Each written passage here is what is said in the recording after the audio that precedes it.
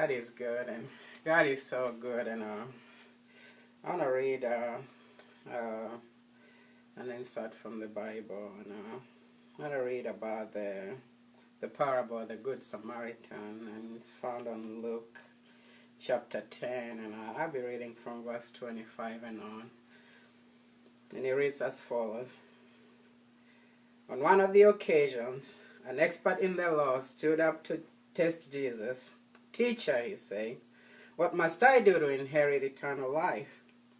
"What is written in the law?" Jesus asked. "How do you read it?"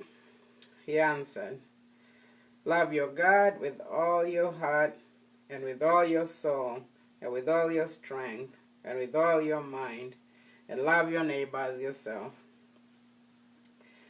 "You have answered correctly," Jesus replied. "Do this, and you will live." But he wanted to justify himself, so he asked Jesus, "Who is my neighbor?" In reply, Jesus said, "A man was going down Jerusalem to Jericho when he fell into the hands of robbers. They stripped him of his clothes, beat him, went away, leaving him half dead. A priest happened to be going by on the same road, and when he saw the man, he passed by one side. So, to a Levite, when he came to the place and saw him, passed on the other side. But a Samaritan, as he traveled, came where the man was, and when he saw him, he took pity on him. He went to him and bandaged his wounds, pouring on oil and wine. He put the man on his own donkey, took him onto an inn, and took care of him. The next day he took out 2 silver coins and gave them to the innkeeper. "Look after him," he said, "and when I return, I will reimburse you the extra expense you may have."